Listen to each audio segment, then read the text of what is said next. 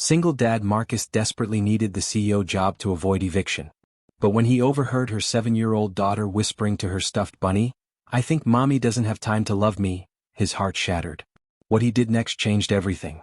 Before watching full story, comment below from where you watching. Also like and subscribe for more stories. Marcus Williams straightened his tie for the 5th time as he sat in the marble lobby of Sterling Industries. His 8-year-old son Tyler was at school, and Marcus was praying this job interview would finally be the break they needed. After losing his previous job 6 months ago, their savings were gone and the eviction notice was sitting on their kitchen table. "Mr. Williams?" A polished assistant appeared. "Miss Sterling will see you now." Marcus followed her through gleaming hallways lined with awards and photos of charitable events. Elizabeth Sterling's corner office was intimidating, floor-to-ceiling windows overlooking the city, expensive artwork, and a desk that probably cost more than Marcus's car. Elizabeth Sterling herself was exactly what Marcus expected from a Fortune 500 CEO. Mid-40s, perfectly styled blonde hair, designer suit, and an air of absolute control. She was known for being brilliant, ruthless, and completely dedicated to her company. "Mr. Williams," she said without looking up from his resume, "your references are excellent. 5 years as head groundskeeper at Riverside Country Club, 3 years maintaining the university campus. Why are you looking to change careers?" Marcus had rehearsed this answer. "I'm looking for more stability and growth opportunities.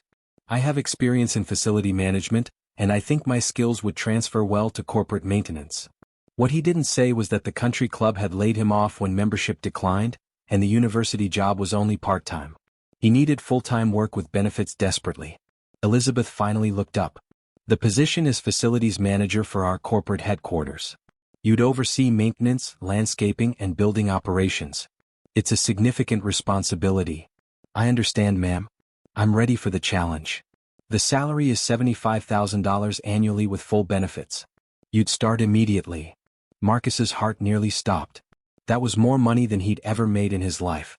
"However," Elizabeth continued, "there's one unusual requirement. I work extremely long hours and I need someone I can trust completely. The position includes occasional evening and weekend work, and—" She paused as if the next part was difficult to say. "Childcare duties?" "Childcare? I have a 7-year-old daughter, Sophia. Sometimes I'm stuck here late and my regular nanny can't always stay. I need someone who can pick her up from school occasionally, stay with her until I get home. Someone trustworthy." Marcus thought of Tyler, who was the same age. "I have a son. I understand how important reliable childcare is.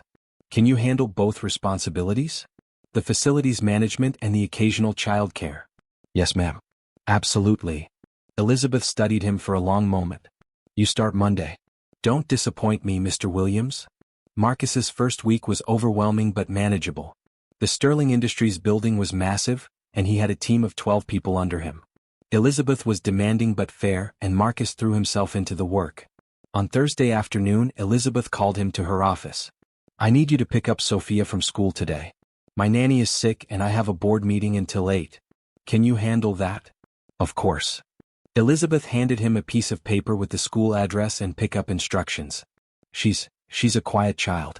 Don't take it personally if she doesn't talk much." Marcus arrived at Riverside Elementary at 3:15 p.m., joining the line of parents and caregivers waiting for dismissal. When the children poured out, he easily spotted Sophia Sterling. She looked exactly like her mother, blonde hair and perfect braids, expensive clothes, and a small backpack that probably cost more than Marcus's weekly groceries. But unlike her confident, commanding mother, Sophia looked lost. She walked slowly, clutching a stuffed white bunny, her eyes scanning the crowd of adults with obvious anxiety. "Sophia?" Marcus approached gently. "I'm Marcus. Your mom sent me to pick you up today."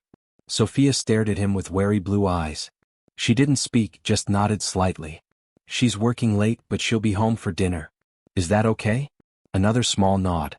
The drive to Sterling Industries was silent except for the soft classical music on the radio. Marcus glanced in the rearview mirror several times, but Sophia just stared out the window, holding her bunny tightly.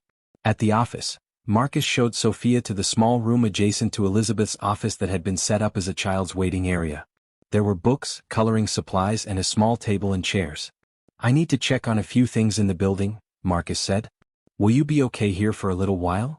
Sophia nodded and sat down at the table, placing her bunny carefully beside her. Marcus's rounds took him through all 5 floors of the building, checking systems and coordinating with his maintenance team. When he returned an hour later, he expected to find Sophia reading or coloring. Instead, he heard her voice, the first time she'd spoken, coming through the slightly open door. "I know Mommy is very busy," Sophia was whispering to her bunny. "She has to work all the time because that's what important people do. But sometimes I wish." Marcus froze in the hallway, not wanting to intrude but unable to walk away. "Sometimes I wish she would come to my school like the other mommies do. And maybe we could have dinner together without her phone. And maybe..." Sophia's voice got even quieter. "Maybe she could read me a story before bed instead of Mrs. Patterson." Marcus felt his throat tighten. He thought of Tyler, how they read together every night, how they had breakfast together every morning, how Tyler's face lit up when Marcus picked him up from school. "I love Mommy very much," Sophia continued to the bunny. "But I think maybe she doesn't have time to love me back. That's okay though. I have you, Snowball. You always have time for me." Marcus had to step back from the door, his eyes burning with tears. This little girl had everything money could buy, but she was just as lonely as any child he'd ever seen. When Elizabeth emerged from her meeting at 8:30 p.m., she found Marcus and Sophia in the waiting room. Sophia was showing Marcus her drawings while he admired each one with genuine enthusiasm. "Sophia, darling, ready to go home?" Elizabeth's voice was warm but tired. "Yes, Mommy." Sophia quickly gathered her things, including Snowball the bunny. "How was she?" Elizabeth asked Marcus quietly. "Perfect. She's a wonderful little girl." Elizabeth smiled, the first genuine smile Marcus had seen from her. "She is. Thank you for staying so late." Over the next month, Marcus picked up Sophia 3 more times. Each time he learned a little more about the quiet, intelligent child who spoke primarily to her stuffed bunny. Sophia was advanced for her age, reading at a 4th grade level and solving math problems that impressed Marcus. She was also incredibly observant, noticing things about the building and the people in it that most adults missed. But she was painfully shy around everyone except Snowball. One afternoon, as Marcus was driving Sophia back to the office, she finally spoke to him directly. "Mr. Marcus?" "Yes, sweetheart. Do you have children?" "I have a son named Tyler. He's 8 just like you're 7. Does he live with you?" "Yes, he does. It's just him and me." Sophia was quiet for a moment. "What happened to his mommy?" Marcus chose his words carefully. "His mommy decided she wanted to live somewhere else. But Tyler and I take good care of each other." "Do you read him stories?" "Every night." "That sounds nice."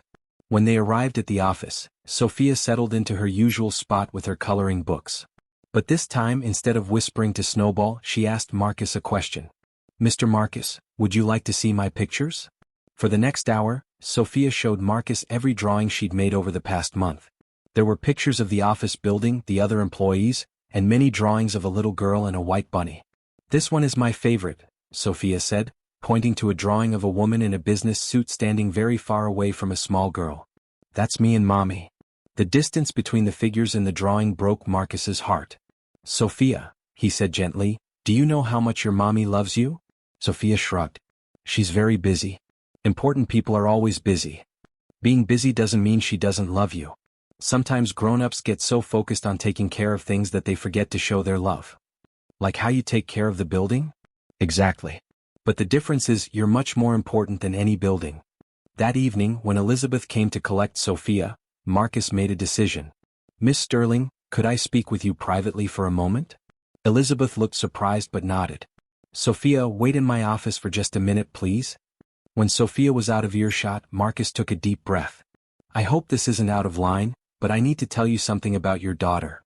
Elizabeth's expression became guarded. "What about her?" "She thinks you don't have time to love her."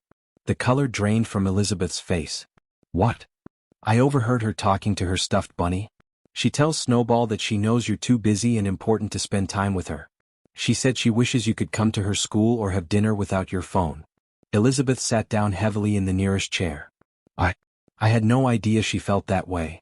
"Miss Sterling, I'm a single parent too. I know how hard it is to balance everything. But Sophia is an amazing little girl who just wants her mom." Elizabeth was quiet for a long time, staring at her hands. "After my divorce, I threw myself into work. I thought if I could build a successful company, I could give Sophia everything she needed. Private school, nice clothes, opportunities. She has all those things. What she doesn't have is you. I don't know how to be different," Elizabeth admitted quietly. Work is what I'm good at. Being a mother. I'm terrified I'm failing at it. Marcus thought about his own fears as a single parent. Maybe you could start small. Have breakfast with her one morning. Ask about her day. Show up to one school event. Elizabeth looked through the glass wall of the conference room at Sophia, who was sitting in the big executive chair, making her bunny type on the computer keyboard. She does that every time she's here, Elizabeth said with a sad smile. Pretends to be me. Because she wants to be close to you. Even if it's just pretending. That Friday afternoon, Marcus was surprised when Elizabeth appeared at Sophia's school pickup. Miss Sterling? Marcus was confused. I thought you had meetings all afternoon. I rescheduled them. Elizabeth looked nervous. I thought maybe I could take Sophia for ice cream. Would you like to join us? You could bring Tyler. Marcus smiled. I think that sounds perfect. At the ice cream shop, Marcus watched as Elizabeth awkwardly tried to connect with her daughter. It was painful at first. Elizabeth kept checking her phone and asking stilted questions about school. But when Tyler arrived and immediately started chatting with Sophia about their favorite flavors, something shifted. Elizabeth put her phone in her purse and really listened as the children talked. Sophia, Tyler said between bites of chocolate chip, want to see my drawing of my dad? Tyler pulled out a school assignment, a picture of Marcus with the words, my hero written at the top. Why is your dad your hero? Sophia asked. Because he takes care of me even when it's hard. And he always has time for me even when he's tired. Elizabeth looked at Marcus, then at her daughter. Sophia, would you like to draw a picture of us together? Really? Really? We could frame it and put it in my office. For the first time since Marcus had known her, Sophia smiled a real, bright little girl smile. Over the next few months, Elizabeth slowly began changing her relationship with her daughter. She attended Sophia's school play, started having breakfast with her twice a week, and instituted a no-phone rule during dinner. Marcus continued working as facilities manager, but the childcare duties became less necessary as Elizabeth restructured her schedule to be more present for Sophia. One afternoon, 6 months after Marcus had first overheard Sophia talking to Snowball, he was doing his rounds when he heard voices from Elizabeth's office. And then the princess and her mommy lived happily ever after. Elizabeth was reading from a storybook. Mommy, came Sophia's voice, do you think we'll live happily ever after? I think we already are, sweetheart. Marcus smiled and continued down the hall, giving them their privacy.